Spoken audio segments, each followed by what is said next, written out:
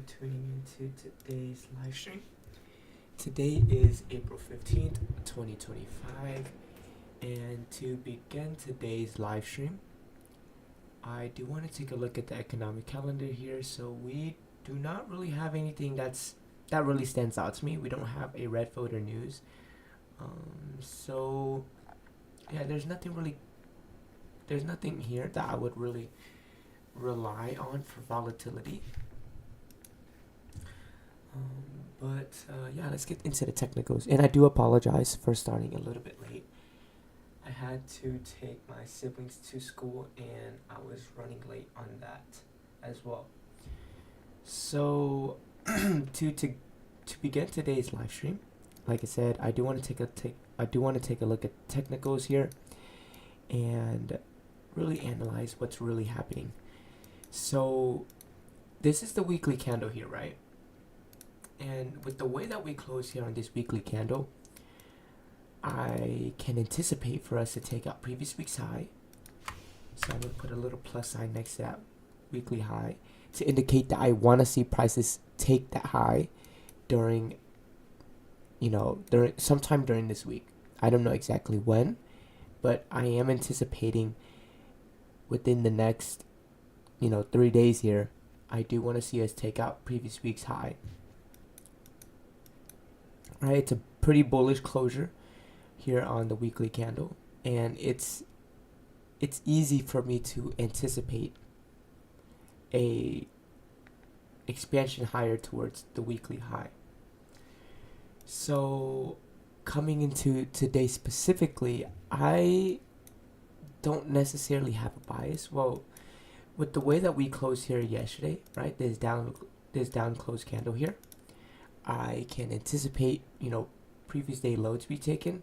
But one thing that I do want to draw your attention to that might disregard the way that we closed is the fact that we don't really have displacement that supports downside delivery. So even if you take a look at this on the 4-hour time frame, you can kind of tell that there's no fair value gaps at all that supports lower prices, right? And so wanting to see lower prices just doesn't really make sense for me, at least. It's something that I'm not going to be favoring. However, this morning, because I can't rely on the daily time frame, and the weekly draw is previous week's high, but I can't go from the weekly onto the 4-hour. I need to go from the weekly maybe onto the daily, and then possibly the 4-hour. But I can't go from weekly to 4-hour. So even though I'm bullish on the weekly time frame, the daily time frame isn't exactly suggesting bullish prices yet, and I'm just going to have to pivot here. So coming into this morning, my best bet is to rely on the 8-hour time frame and this 4-hour time frame. So depending on how we close here on the 4-hour candle and this 8-hour candle will suggest to me and will show its hand which side we're going to favor, right? With the way that we're closing here on the 4-hour time frame and the 8-hour time frame, the easiest assumption is to anticipate for prices to take out the 4-hour high, right? That's going to be my draw of liquidity coming into this morning, depending on how we close here on the 4-hour time frame and the 8-hour time frame. But to me, easiest assumption, the 4-hour high / 8-hour high. Notice how the 4-hour high is the same high as the 1-hour high and the 8-hour high. What does that suggest? That suggests is that we should complete the 4-hour objective and the 8-hour objective within the next hour. And if we zoom into the 15-minute time frame here, you can see that the 15-minute high here is the same high as the 4-hour high and the 8-hour high. But that idea is called scope. Scope just essentially tells you and shows you when we should complete a specific objective. But more to that when we actually, actually take a trade, right? But yeah, that's kind of that's the technicals here for today. Pretty simple, not relying on the daily time frame. The weekly order flow suggests higher prices. However, with the way that we are trading here intraday, right, and based on the daily time frame, I can't really force the idea of previous week's high just yet. I have to wait until we get a bullish daily closure to really align myself with that weekly order flow. But yeah, that's going to pretty much wrap it up for the analysis for the morning. Hopefully that was able to show you guys and give you guys some insight of how I really view prices. But now I do want to go into my trading journal and just go over some of the pros and cons for this upcoming week. So actually, before I do that, I'm going to get some water because my mouth is pretty dry. Give me 1 second.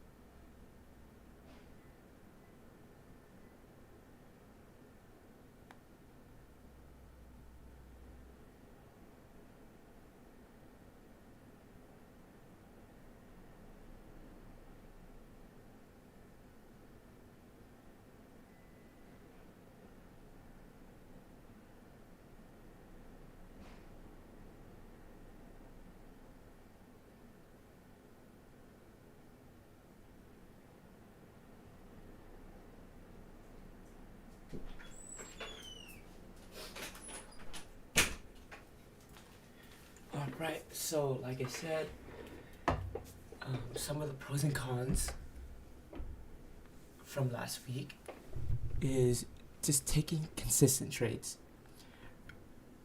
Consistent trades is going to lead me to become that level of trader that I want to be, right? Requiring a higher time frame objective, a model, and an entry pattern for every single trade that I take. That is how I'm going to be consistent, right? So a higher time frame objective is essentially what prices on the higher time frames wants to do. Is it bullish? Is it bearish? A model is essentially a time frame lower relative to the higher time frame's objective that aligns itself with the higher time frame objective, right? So if the higher time frame order flow is bullish, my model should be a bullish model, and my entry pattern should be a bullish fair value gap, a BISI, right? All three of those components should be identified, and I should be able to explain it to anybody that asks me, hey, why did you take this trade, man? I should be able to explain to them those three components, and it should be, very easy. So take consistent trades. Second, paying close attention to SMT. So as you guys may have saw earlier, I was, scanning between, ES and NQ, taking a look at these highs here, right? And NQ, we took out that high. ES, we also took that high. So there is no SMT. And when there is a lack of SMT, then that indicates a possible continuation, right? Prices are going to continue to want to seek new prices until there's some sort of manipulation. Once there's that manipulation and a presence of SMT, then there's a possible reversal. Then just a key point here is that if there's SMT between NQ and ES during a trade, move stop loss to break even. This will prevent you from taking any unnecessary loss and prevent you from being a part of manipulation.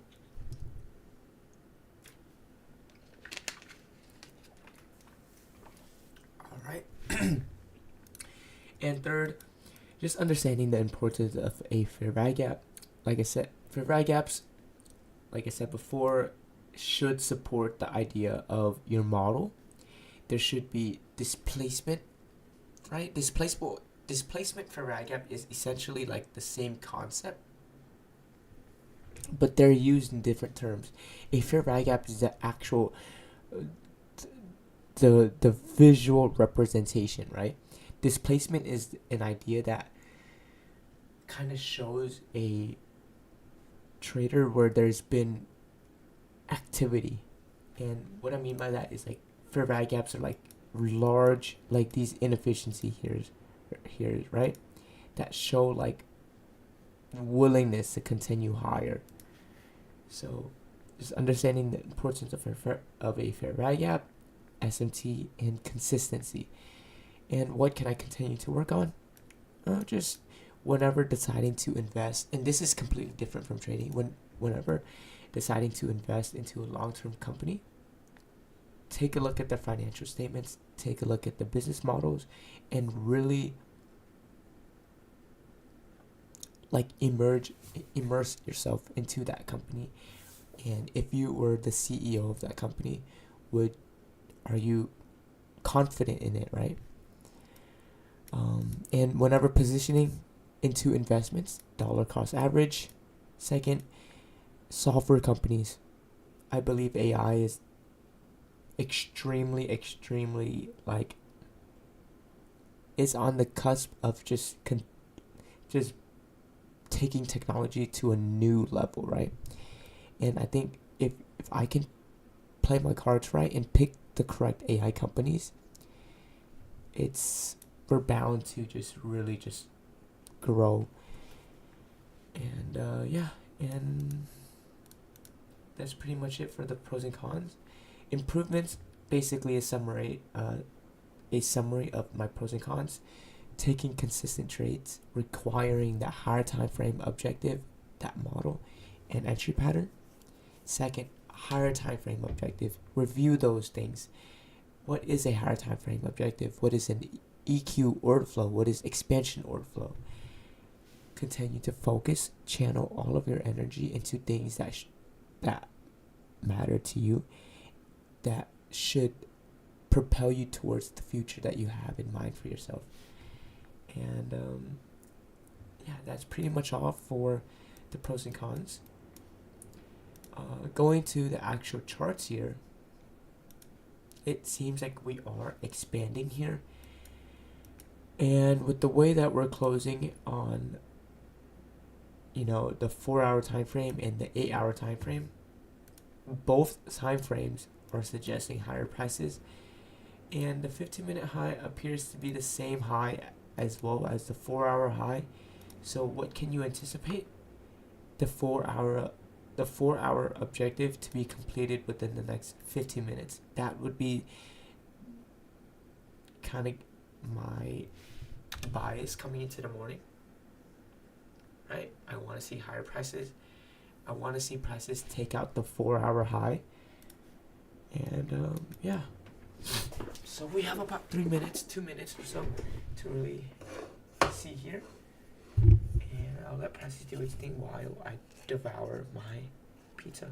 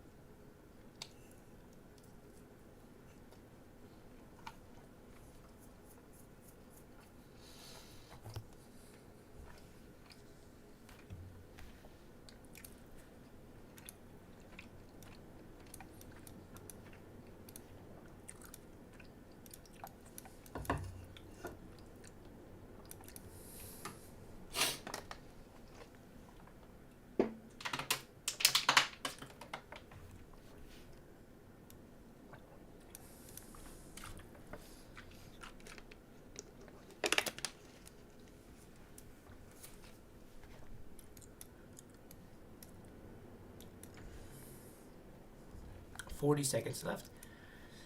If we close here on this 15-minute candle, but if we close below this green candle, or not green candle, but green line, I want to see prices. If we do that, I want to see prices rebalance this inefficiency here.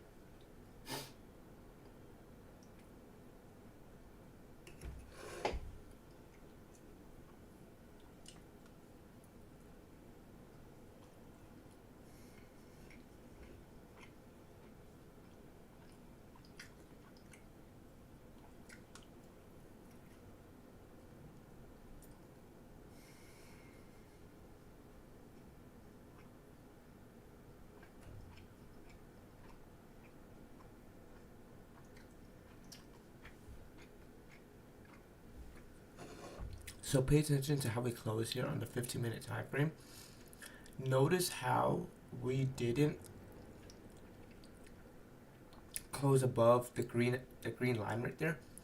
So you can anticipate a rebalance of that 15-minute fair value gap that I indicated.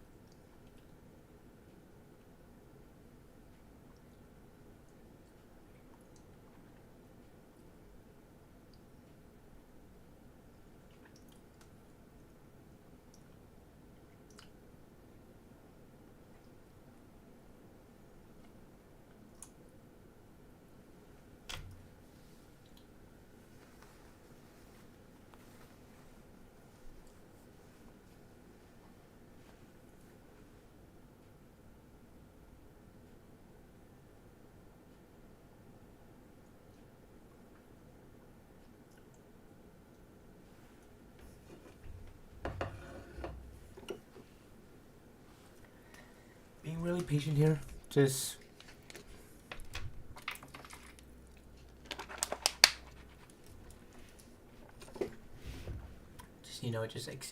examining if we can get that rebalance of this 15-minute fair value gap. ES as well, because there's that, like I said, because there's no SMT divergence between the inefficiencies right now, or not the inefficiencies, because there's no divergence between the indices, I really do favor the buy side delivery here, right? 4-hour closure, 8-hour closure, bullish. No SMTs signifies the I guess that urgency to expand higher. So I do want to see us take out the 4-hour high and the 8-hour high within the next 30 minutes or so. Yeah, let's get into the trade here from yesterday. So there was a trade that I saw yesterday, and it was a pretty, you know, very easy trade to break down. And yeah, I mean, all three of the components were here. Just give me 1 second and let me just prepare the charts for you guys. All right, so let's take a look here. So this trade was based off of the 15-minute model. But to start it off, I do want to take a look at the higher time frame objective, right? Why am I wanting to see sell side delivery here? Well, this is the 30-minute candle. Notice how this 30-minute candle was created. It's bearish. You know, it's a bearish candle. It suggests to me with the how I'm able to interpret this 30-minute candle is that this candle is telling me that, hey, we should take out this 30-minute candle's low, and how you're going to align yourself with this 30-minute bearish order flow is based on this 15-minute candle. And this 15-minute low right here, as you guys can see, is not the same low as the 30-minute low. It's very small, but the 15-minute low is different from the 30-minute low. And so I'm able to treat the 15-minute time frame as my model and 30-minute time frame as my higher time frame objective, right? And so when taking this trade, I knew the higher time frame objective, which was bearish order flow, which was the 30-minute low, and how I aligned myself with that specific time frame. How I align myself with that bearish order flow is on the 15-minute time frame. The 15-minute candle suggests to me that we're most likely going to take out the 15-minute low. So 15-minute aligns with the 30-minute time frame, and zooming in here onto the 3-minute time frame to find some sort of entry pattern. So going from 15-minute, I can go onto the 5-minute, I can go onto the 4, I can go onto the 3, I can go onto the 2, I can go onto the 1-minute time frames for my entry pattern. And so my entry pattern of choice was actually this 3-minute fair value gap. And notice how this 3-minute fair value gap supports the idea of higher, or not higher, but lower prices, right? When prices trade into this inefficiency, I want to see prices respect it, trade into this inefficiency, and continue lower, take out the 15-minute low and the 30-minute low. And so let's zoom in onto the 1-minute time frame to really see what happens. So we open up here at 11. We trade up into the 3-minute fair value gap, and we instantly expand towards the 15-minute low and the 30-minute low. Notice how these two lows are different. And there's also a 1-minute dealing range here as well. And we've yet to trade into that 1-minute dealing ranges discount level, which was also another confluence for lower prices. But yeah, so my entry pattern, 3-minute fair value gap. So once we enter this 3-minute fair value gap, my trade is placed, and yeah, I mean, from there on, you guys can see what we did. Took out 15-minute low, 30-minute low, and yeah, I mean, pretty simple trade if I say so myself. And it does appear that we're about to take out the 30-minute high slash 4-hour slash 8-hour. So as you guys can see there, the 4-hour high is the same high as the 30-minute high, and it looks like we're just about to take it out just about right now. So you'll see there. But let's go on to that trade again, right? So that trade I just explained to you guys, I do want to take a look at their standard deviations here, because I'm curious to see if there's any standard deviations, if there's anything that aligns with existing liquidity. Alright, so there's that.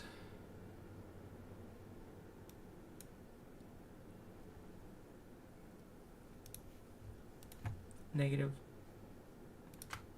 So there's alignment there.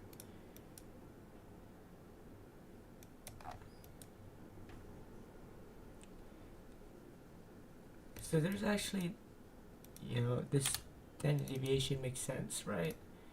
It aligns with existing liquidity here. So this could be a projection, a target here.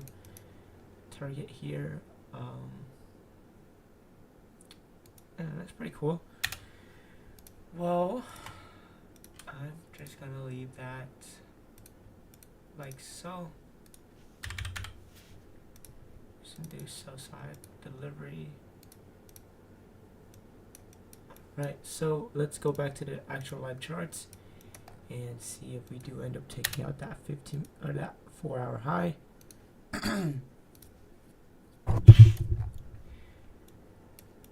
Like I said, my draw of liquidity this morning is at 4-hour high slash 8-hour high, and because the 30-minute high is the same high as the 4-hour slash 8-hour, I can anticipate us to complete the objective within the next 30 minutes. Alright,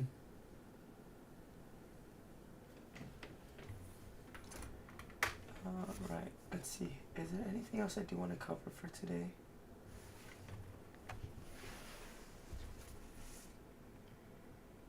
Review yesterday's trades. Alright, so I think I've gone over pretty much everything here for today. One thing I'll leave you guys with is, if we do end up taking out the 4-hour high after I close my streams, you can rely on new candle closures, right? Prices is fractal, and because prices is fractal, you can utilize different time frames for different higher time frame objectives. And we just took out the 4-hour high slash 8-hour high. So now I'm not going to rely on those two time frames anymore, right? I can't rely on the 8-hour objective. I can't rely on the 4-hour objective, right? So what I'm going to do here now is actually utilize the 6-hour time frame and the 10-hour time frame for my higher time frame, or I guess my intraday bias, right? Because every single time frame has an objective. Time is fractal, but if I can't utilize the 6-hour time frame as well, I can use the 30-minute time frame, which was the trade that I just went over with you guys, how I used the 30-minute time frame as my higher time frame objective. But you could also use the 1-hour time frame, 30, 50-minute. You guys get the idea here. Yeah, that's gonna wrap it up for today's live stream. Thank you guys so much for tuning in, and